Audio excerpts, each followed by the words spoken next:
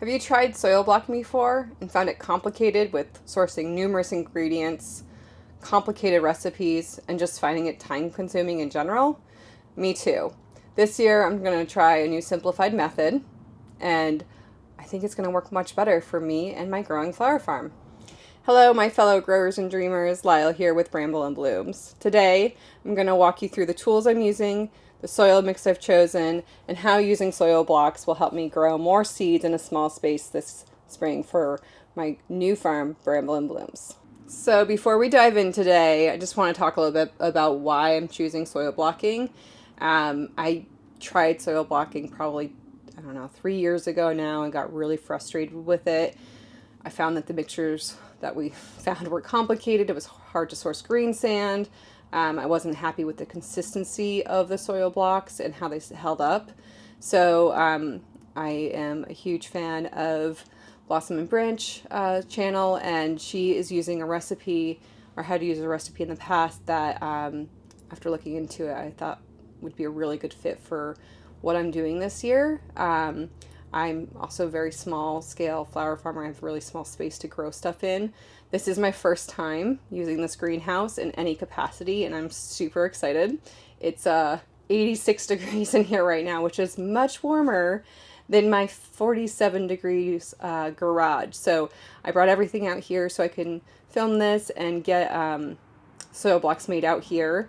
And then I'm going to bring everything inside once the seeds are all planted, bring that all inside and get them under grow lights because I'm not currently heating this space. But I'm excited that I can use it while it's nice and warm in here and just be outside in January. So some of the benefits of soil blocking and why I want to try it again. One, space saving. I can fit, I think, 250 little soil blocks of the mini size on one of the trays I'll be using. I'll show you that in a little bit.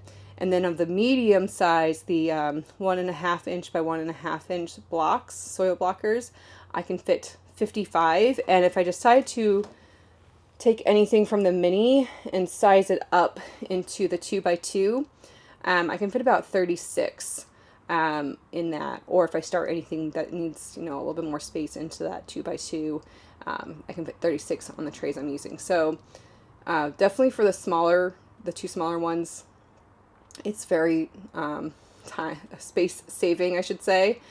So that's why I want to do that, because I am starting so many flowers this year from seed as we, like I said, we're expanding. So the other thing that I want to use soil blocking for is some transplant shock. By having the roots air pruned, it is beneficial to the plant. There's not as much shock that it will go into when it's being planted because the roots are air pruned. And I know, for example, I'll be starting Lithianthus. That will be my next video. And they can be a little finicky. And same with like snapdragons as another example. They don't like the root, the shock. So that's another reason why I'm going to be using soil blocking. And then it also, I think it's going to be overall a little bit more efficient for me. I think I'll be able to, once I get into the swing of things, hopefully get this done a lot quicker than filling trays and watering those, bottom watering those as I have in the past. I find them actually really time consuming to get them all filled up. So that's why I'm doing soil blocking this year.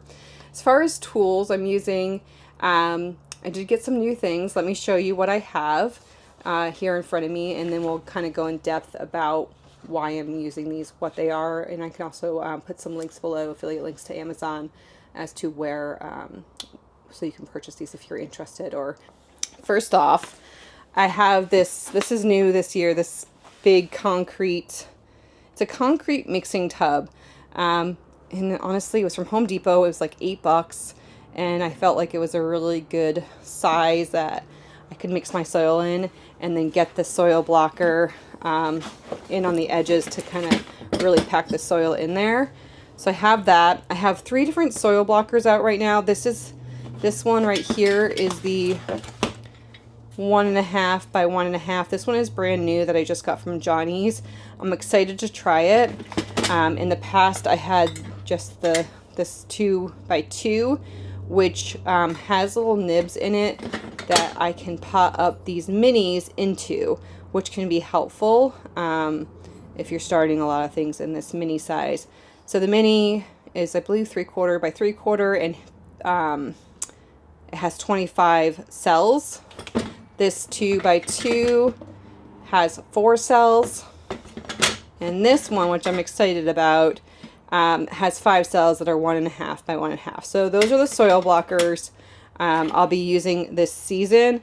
Primarily though, today I'm going to be doing the mini, and I believe I'm going to be using this new one. The other tool I have is just a putty knife. This is a 6-inch putty knife, so I can scrape the bottom of the soil off of these blocks, just make sure they're really level so they sit into the trays well. I'm using a mason jar quart size as my measuring implement. And then we'll talk about this shortly, but I have some organic fertilizer from Sheepwell. So these are actually pellets.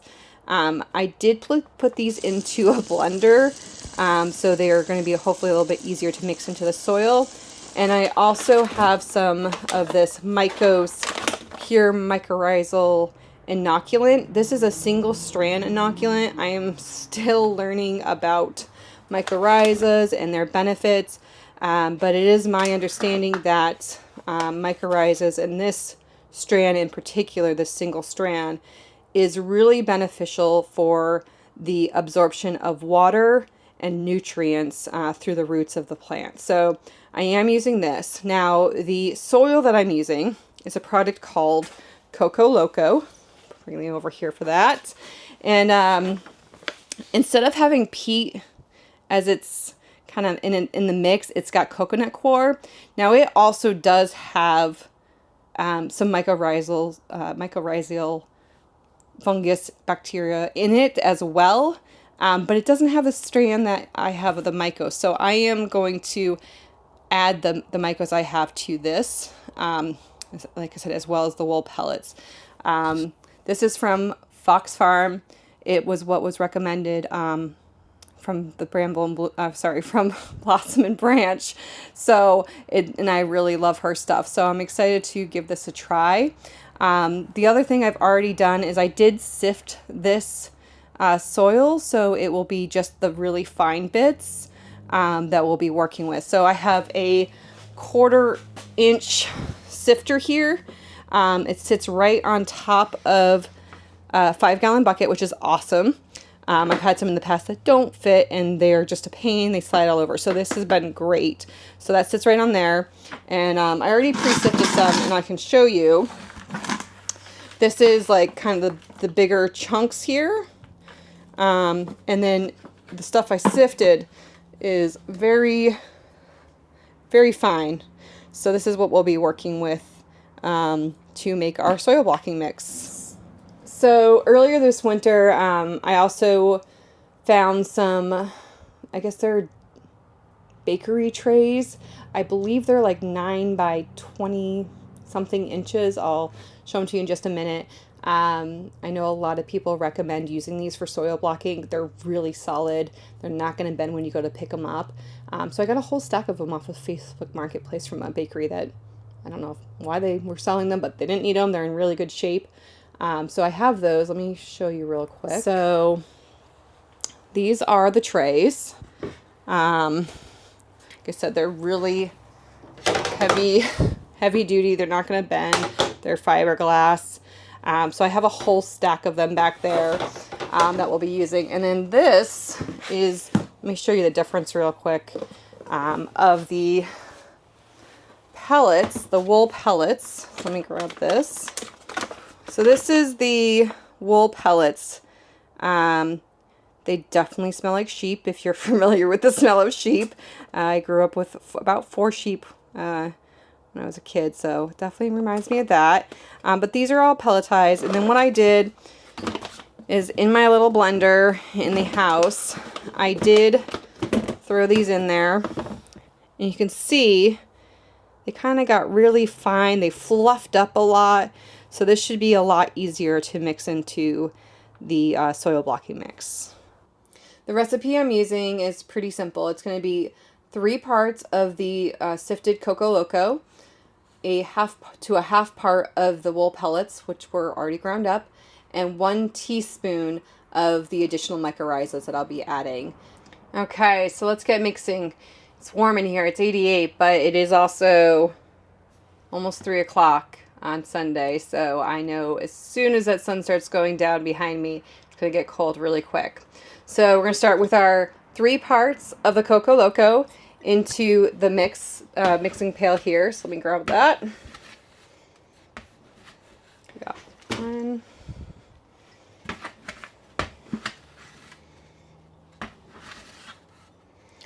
2.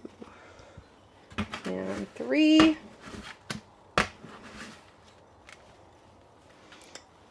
Perfect. I'm not starting a ton of seeds today, so I think I'm going to start with, I'm going to double this. So that's perfect. And I've got a little bit of soil left over, which will be great in case I need to add a little bit more in case it got too wet when I go to add water. And then now it was half part of the wool pellets, so I'm going to do 1 of this. It's kind of...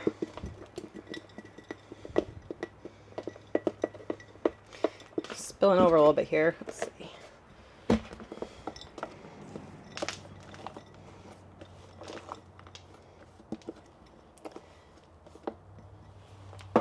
So 1 of the wool pellets. The wool pellets were a little pricey. I don't remember exactly. I think they were like 15, 16 bucks for that small bag.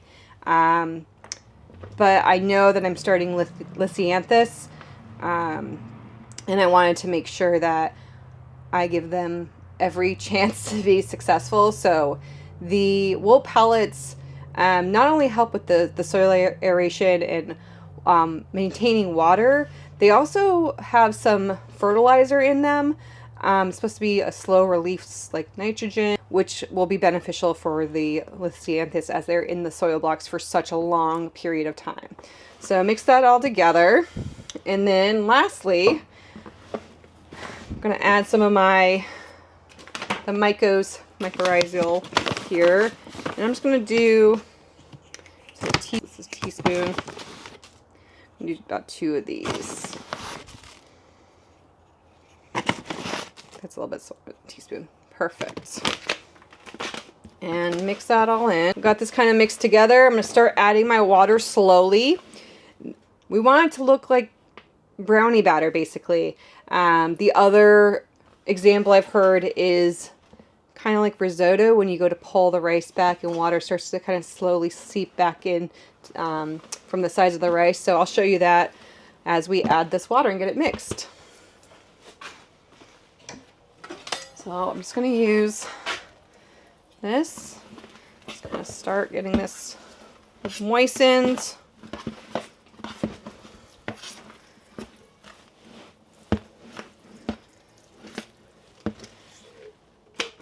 Put this pellets away for now.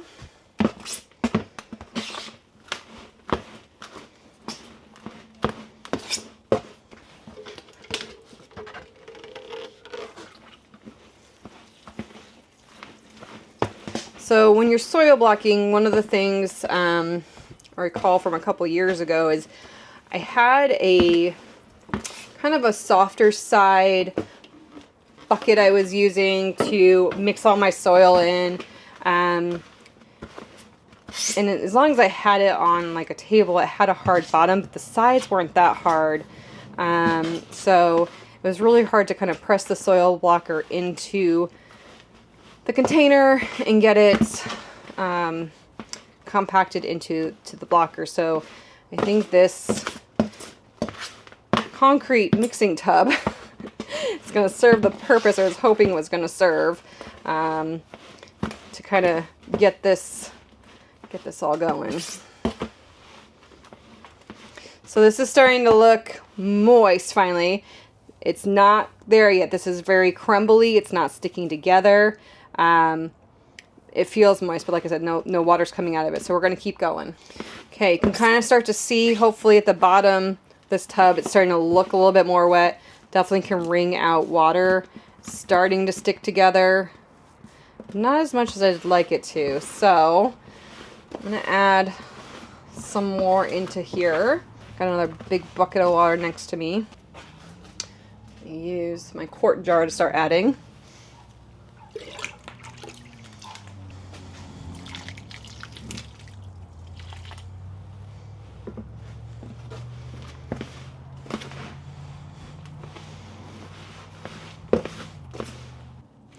Okay, I think we're starting to get closer. Down here you can see that there's some water starting to run back in. Right there a little bit. It's all mixed in.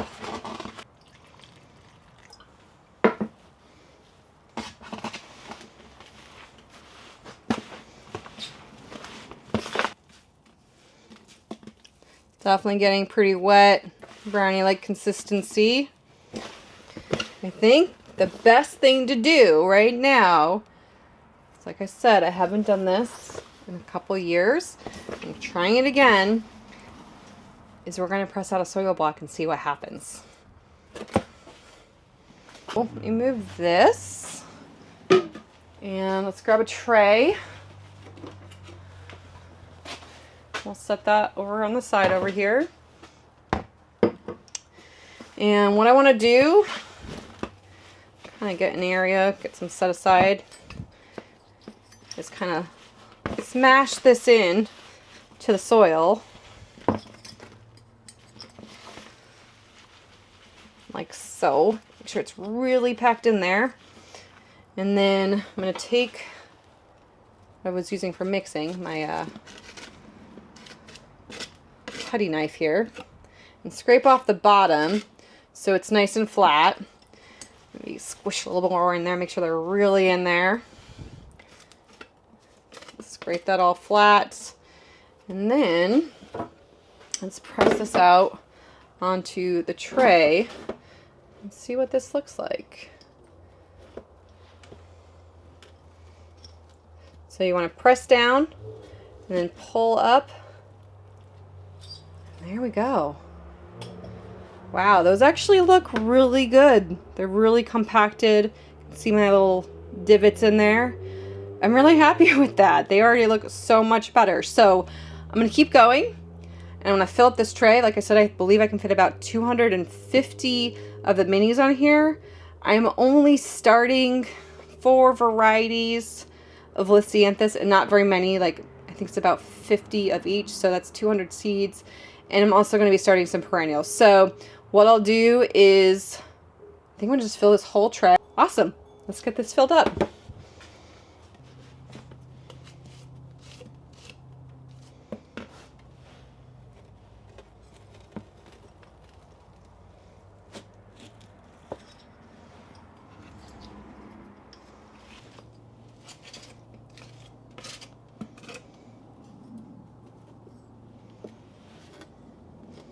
I am trying to leave little channels. Hopefully these aren't too big of channels. I'm not sure how tight I need to go. But I do want to leave little channels so when I'm watering these guys, I'm watering into the channel and not directly onto the soil blocks. It can cause them to kind of disintegrate. And that was an issue I also had in the past, was I was trying to water them and they would just fall apart.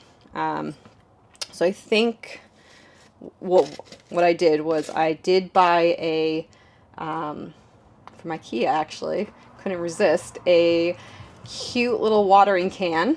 I'll show you guys in a second, with a really narrow spout. It was this one.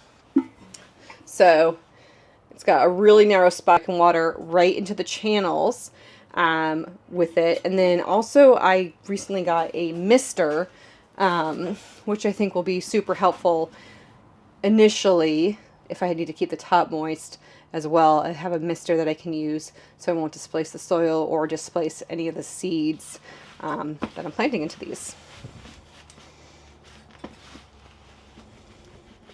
So I'm realizing I really gotta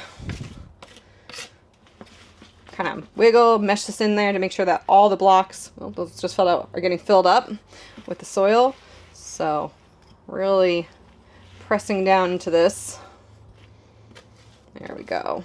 Scraping that flat.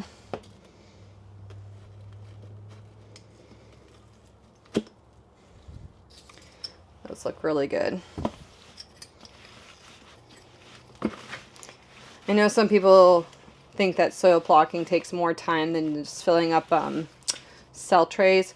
The other thing, just kind of thinking ahead, is my cell trays is I haven't washed any of them yet. And I know some people don't wash them, but I try to be really cautious with any bacterias or funguses spreading from year to year. And I do generally take the time to wash them. And it's kind of a pain in the butt. So I like this method. I can just wash one long tray really quickly in the sink with some with some soapy hot water, and they're ready to go. No worrying about getting into all the nooks and crannies that are regular seed trays. So it might take a little bit more time to actually get these made compared to maybe filling, a 72 or 128 container cells. But I think there's some other time-saving aspects to it that are going to be beneficial. And if my plants are healthier in the long run, especially something like my Lysses, then that is a win for me. Okay, I think I need 2 more on here to get to my 250.